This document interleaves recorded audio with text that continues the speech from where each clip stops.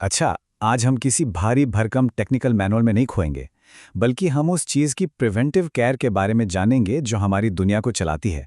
तो चलिए सीधे मुद्दे पर आते हैं। कभी सोचा है कि एक डॉक्टर के चेकअप और हमारे पावर ग्रिड में क्या कॉमन हो सकता है?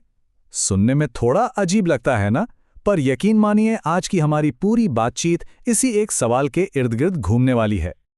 और इसका जवाब है सब कुछ। बिल्कुल सब कुछ। देखिए, जैसे हमारी सेहत हमारे दिल पर निर्भर करती है, वैसे ही पूरे पावर ग्रिड की जान उसके दिल में बसती है। और वो दिल है पावर ट्रांसफॉर्मर। तो आज हमारा मरीज यही ट्रांसफॉर्मर है। तो ठीक एक मरीज की तरह इस ट्रांसफॉर्मर का भी एक रेगुलर हेल्थ चेकअप होता है।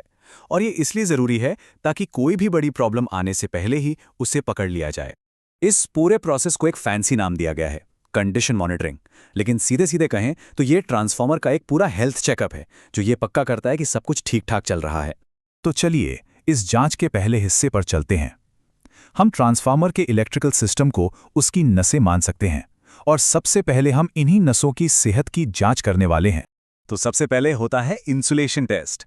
ये बस ये पक्का करने के लिए है कि बिजली के रास्ते यानी तार एकदम सूखे और साफ हैं, ताकि करंट बिना किसी दिक्कत के बह सके। अब आता है एक और जरूरी टेस्ट, टैन डेल्टा टेस्ट।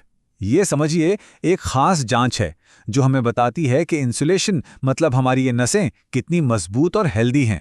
यहाँ देखिए, ये बहुत सिंपल है। अगर टैन डेल्टा की वैल्यू कम है तो इसका मतलब है कि सब कुछ बढ़िया है। लेकिन अगर ये वैल्यू ज़्यादा है तो ये एक खतरे की घंटी है। इसका मतलब हो सकता है कि सिस्टम में नमी आ गई है या वो पुराना हो रहा है। चलिए अब चेकअप के अगले पड़ाव पर चलते हैं। अब बारी है ट्रांसफॉर्मर के तेल की जांच की, जिसे हम उसका खून भी कह सकते हैं, क्योंकि यही वो चीज़ है जो हमें उसकी अंदरूनी हालत का पूरा हाल बताती है।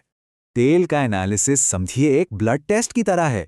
ये उन अंदरूनी बीमारियों का भी पता लगा सकता है जो बाहर से देखने पर बिल्कुल पता नहीं चलती। और इस ब्लड टेस्ट का असली नाम है डिसॉल्व्ड गैस एनालिसिस, यानी डीजीए।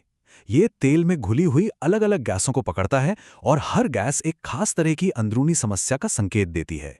अब ये स्लाइड एक मेडिकल रिपोर्ट की तरह है। यहाँ साफ साफ दिख रहा है कि कौन सी गैस का मिलना किस खराबी का संकेत है। जैसे अगर हाइड्रोजन गैस मिलती है तो ये एक छोटी सी चेतावनी है, लेकिन अगर एसिटिलीन गैस मिल जाए तो समझिए मामला काफी गंभीर है। अच्छा, अब बात करते हैं कुछ और एडवांस डायग्नोस्टिक्स की। इन्हें हम ट्रांसफॉर्मर का एमआरआई या एक्सरे कह सकते हैं। ये टेस्ट अंदरूनी फिजिकल डैमेज का पता लगाने के लिए होते हैं। इस टेस्ट का नाम है फ्रीक्वेंसी रिस्पॉन्स एनालिसिस, और ये बहुत ही कमाल का टेस्ट है।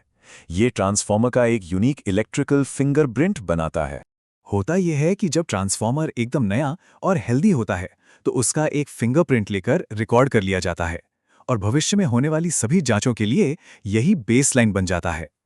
और अगर आगे चलकर किसी टेस्ट में ये फिंगरप्रिंट जरा सा भी बदलावा मिलता है तो ये एक साफ इशारा है कि अंदर कुछ गड़बड़ है।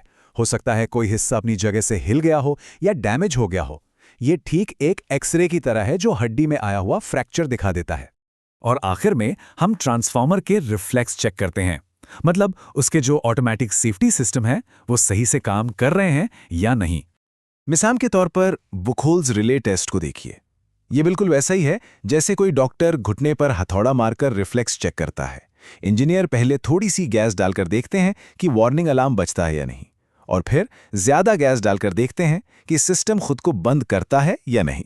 तो कुल मिलाकर इस पूरी बातचीत का सार यही है कि ये जो छोटी छोटी और नियमित जांचें हैं, यही बड़ी बड़ी मुसीबतों को रोकती हैं और ये पक्का करती हैं कि हमारे घरों तक बिजली बिना रुकावट के पहुंचती रहे।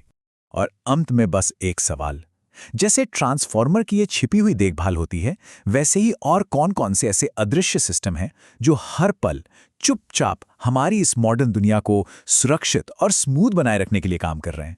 सोचने वाली बात है ना?